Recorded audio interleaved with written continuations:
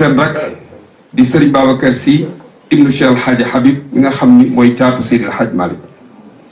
mi ngi feggoog taawam doomam xaritam di Serigne Mansour Sy Djamil bi nga xam ni mooy taawu kër gi mi ngi feggoog Serigne Cheikh Tidiane Sy Mansour bi nga xam ni mooy taaw borom daara ji Cheikh Seydi Mouhamadou Mansour mi ngi feggoog seen doomam di alxaaji Malick Sy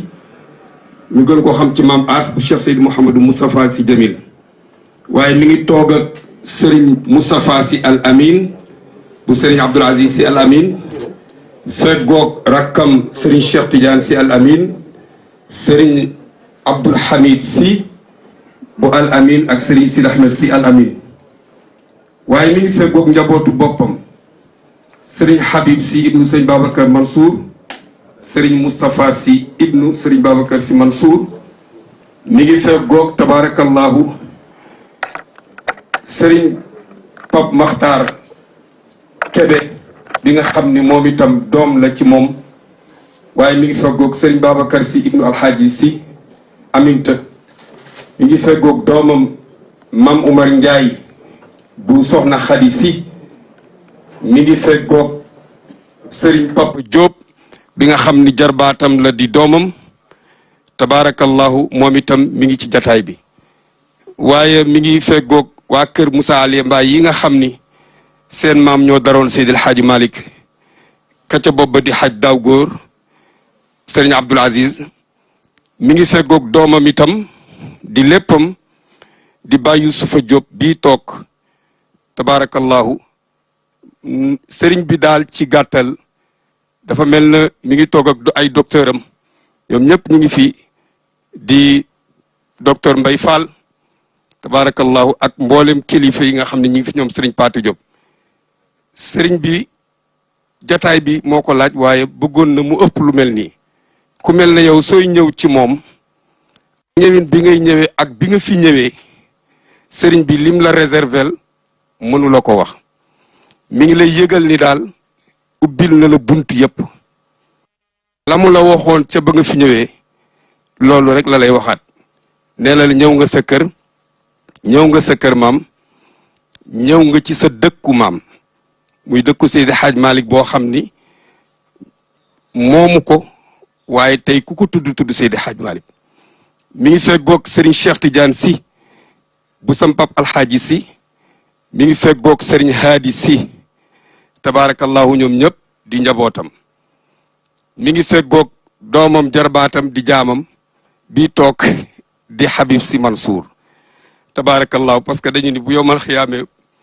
booy présenté fàtte sa bopp doo dugal janna dañu la doon dalal rek duñu la téye xam nañ sa calendrier xam nañ fi nga jëm ak li lay xaar kàddu gi moomuñu ko sëriñ bi ak ay rakkam ñoo ko moom dañ la doon defal rek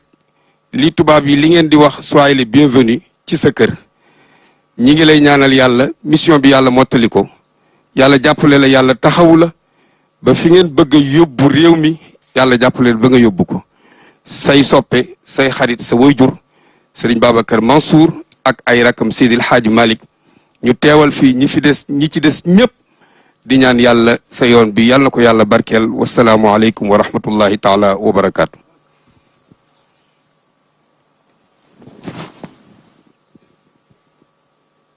auzu billahi min asheytaani rajim bismillahi rahmaani rahim wasalaatu wasalaamu ala rasulillah maa ngi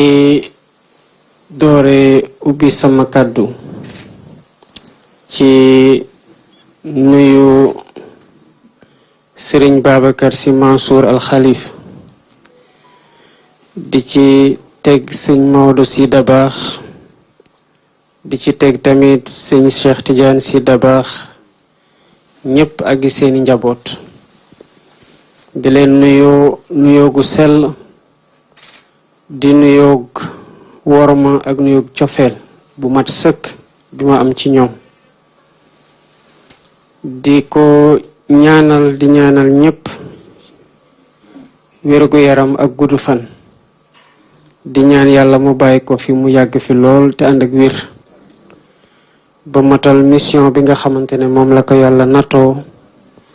muy gindi ak yar ak teg ci yoon.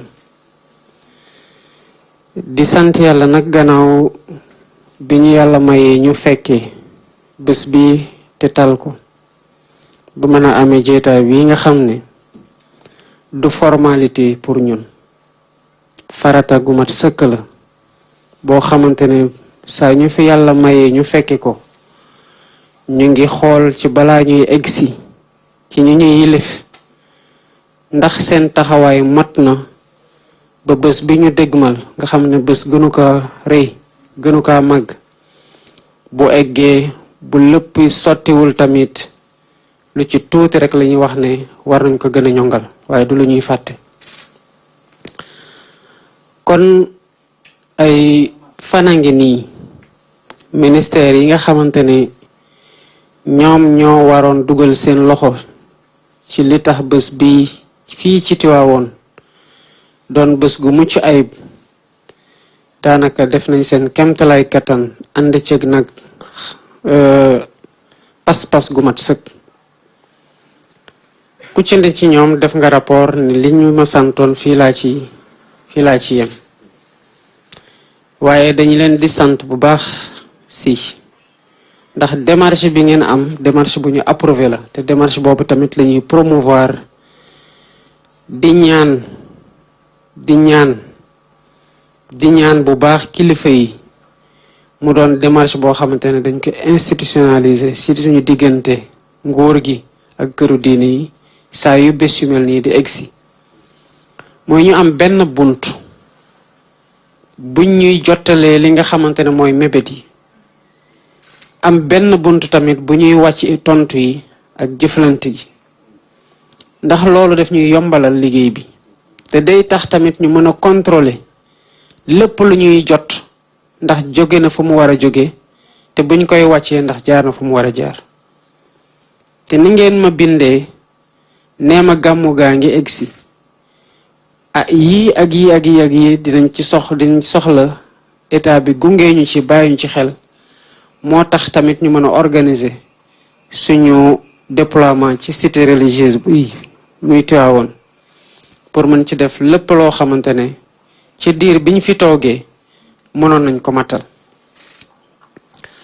di wax ne 5 mois yi ñu fi toog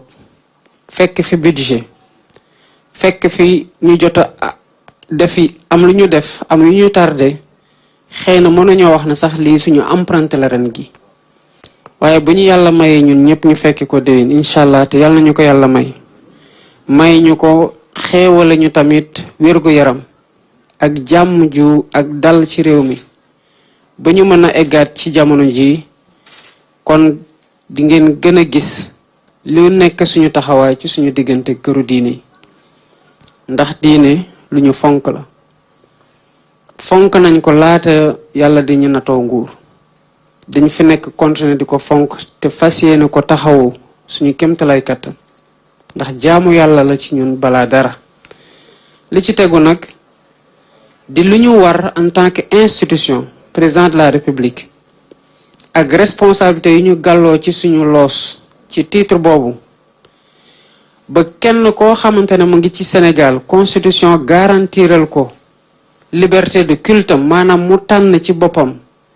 gëm-gëmam ak naka la fas yéene ko wéyale fas yéene jaamoo yàlla ñun suñu responsabilité mooy àndil ko meilleure condition yi nga xamante ne dina mën a jaamoo yàlla fu mu mënti nekk ak nu mu ko bëggee te ñu respecté ko ci loolu nangul ko jàppale ko ci tamit te ñaan yàlla nangul ko lépp loo xamante ne mu ngi ciy góorgóorlu kon ku ñëw fii Tiwaawan ci gàmmu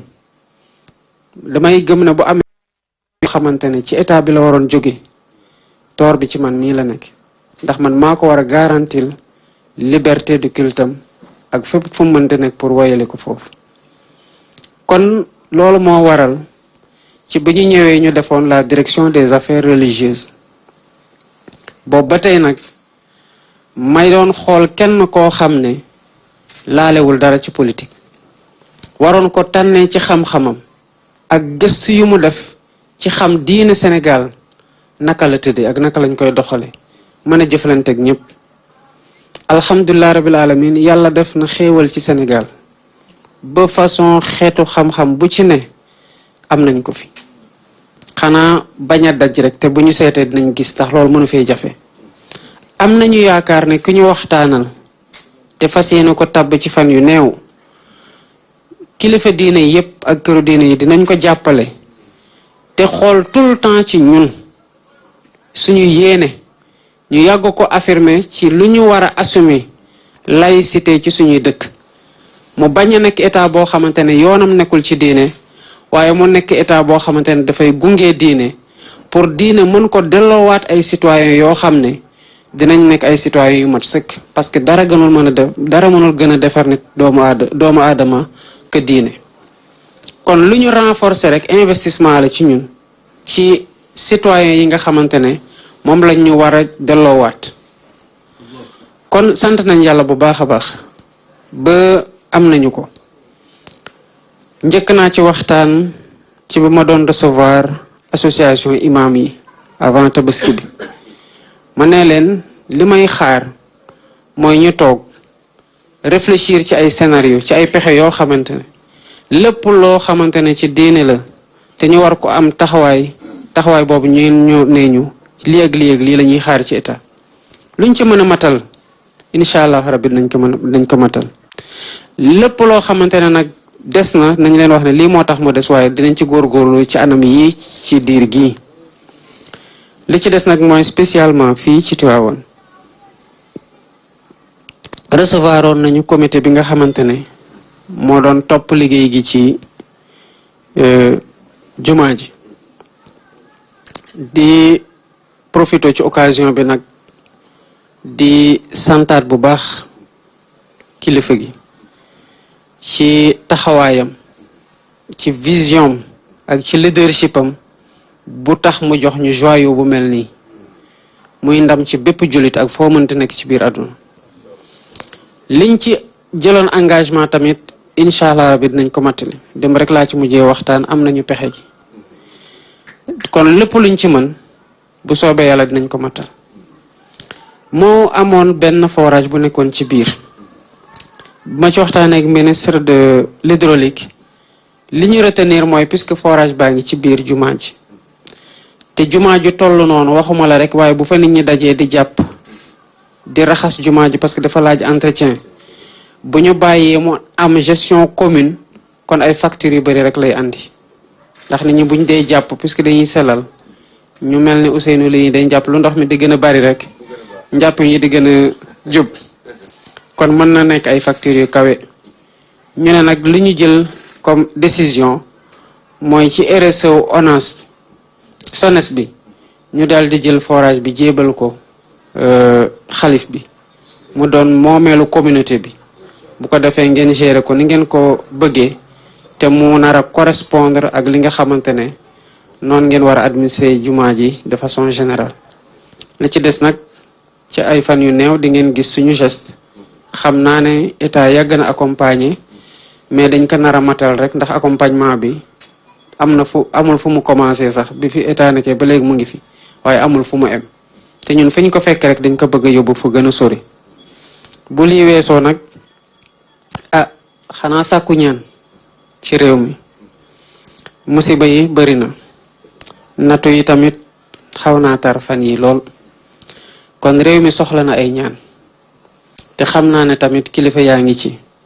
xanaa di gën a fàttali suñu bopp rek di fàttali responsabilité bu ñu yàlla natoo mooy jiite ko ci jamono ji ñu nekk di ñaan tamit ci ni leen jaam yi di dégloo taalibe yi te déggal leen ñu gën a waxtaan ak ndaw ñi te yaakaar nañu leen ci ñu delloowaat seen xel parce que xaru gi tamit du lu diine nangu te loolu lay nurool nag bu ñu gisee nombre de victimes nu ñu mel ak seen persistance bu ñu cay demee te gis liy xew dara xëyul sotti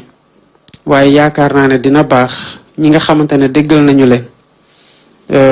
ñu gën a waxtaanat ak ñoom te loolu moo tax lépp luy renforcer kilifa diine yi rek dañ ciy taxaw parce que dañu soxla ci seen crédibilité pour suñuy message mën a jàll dem ci citoyen yi yaakaaruñu leen ci torop kon lii laa bëggoon jukki ci ay kàddu di jégalu bu baax te di ñaan yàlla ñiy ñëw yàlla musal leen ci yoon yi di am yaakaar tamit dinañ comprendre message bi ci télé bi ndax boo yebee ay bakkan responsabilité la nga yóbbu ko ba fi nga xamante ne moom la fayee xaalisam pour nga yóbbu ko fa donc responsabilité ci conduite responsabilité ci respecté ñi nga xamante ne ñoom nga bokkal télé bi bu ko defee ñu wattandiku suñu bopp tamit parce que am na lu yàlla mën na lépp waaye am na loo xamante ne tamit yàlla daf ko délégué nit ki ci boppam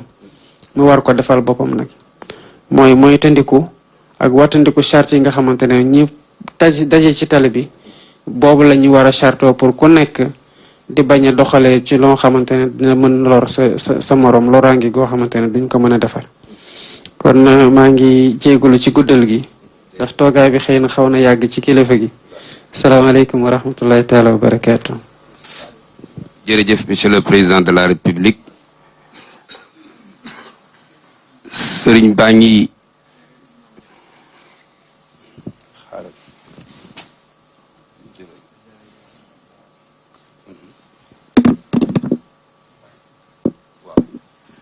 monsieur le président sëriñ baa ngi lay sant ci kàddu yu rafet yi di la fàttali rek di la wax ni gàmmu Tiwaawanu ren bii ñun la boole woon sëriñ Moustapha Al Amin sëriñ Habib Bosam ñu